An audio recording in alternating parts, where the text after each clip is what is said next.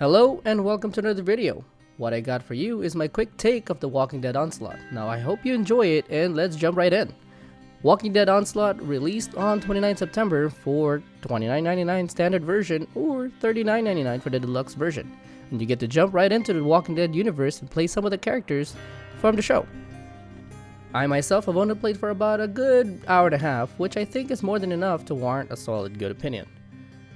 Now, the game definitely has some good parts, but it does have some strong negatives that left a bad taste to its players. Let's kick things off with the good stuff. Now for 2020, the graphics are pretty decent, character models aren't spitting image their real life counterparts, but it is a VR title, so they do get a pass. In all honesty, both the protagonist and the zombies aren't half as bad. There is enough variety in the environment to make it seem not too repetitive, and the blatant linear push in each level may be more suitable for a more casual experience. Now it did surprise me at some parts where the zombies started to fall off from the top or crawled out from cars, only because it's been the same one directional fight for the first 45 minutes. It is nice that there are a good abundance of zombies to kill right away and different weapons to deliver each blow. The horde mechanic is kind of a neat idea. It is made to pick up the pace just like the Saints and Sinners with the striking the bell features, but this time you have a visual representation of the horde behind you.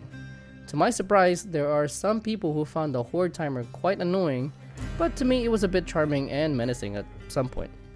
Now the tutorial was enjoyable enough that it lets you mess around with more than two types of moving and walking, reassuring me that the game is all caught up with all the VR trend, which really ended up not to be the case. And this is where the fun stops because now it's time for the bad parts. And I think these are recurring points from negative Steam reviews and other YouTube videos out there. Now first, the game has a simple base building feature that ended up as a sorry excuse to chalk it up as a survival game.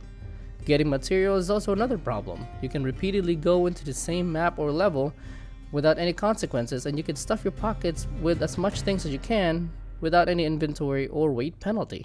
When I say the gunplay is lacking, I mean that in 2020, the game has very assisted gun handling mechanics. Now to reload, press a button to release the magazine. Now without pressing the grip button, bring your hand close to your waist and the fresh magazine will appear in your hand, and you bring that to the near proximity to the weapon, and note that is not me expertly guiding the magazine into the weapon, that is a whole animation to which the game takes over. To make matters even worse, headshots to a zombie, even if it's the center temple, you're gonna need more than one bullet. I get it that you have to upgrade your weapon or loot better ones, but after looking at the upgrade choices between the first two pistols, the starter one is the only one with the damage upgrade. Also, if it's a survival game, why is a headshot not absolute? Unfortunately, the melee combat suffers from the same issues as well. Without any stamina or weapon duration to worry about, melee weapons are easily unstoppable that it makes ranged weapons downright useless.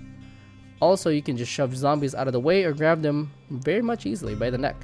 You don't even need to do a somewhat precise movement to stab them in the brain, because again, if you swing an edged weapon near vital spots on the head, the game overrides with a short motion to do it for you, a quick animation for a dead shot stab in the brain, eye sockets, and mouth. So another good example is this part with the hammer. The game tries to be intense by telling me to run away from a menacing crowd, but if I just run and flail my arm around, equipped with this hammer, I become an unstoppable storm of blunt destruction. All in all, both gunplay and melee combat bumps the game down from greedy survival action to a mediocre taste of simplicity. The Walking Dead Saints and Sinners, released earlier this year, set a very solid and definitive precedence for the Walking Dead franchise in the whole VR platform. Now I'm very aware that Onslaught is intended to be a more action-packed game riddled with the star-studded cast of the show, but I really did hope that's where it actually ended, because the fact that it touts to be a survival game is laughable at best due to basic base building, infinite looting, and the worst of all, poor combat mechanics.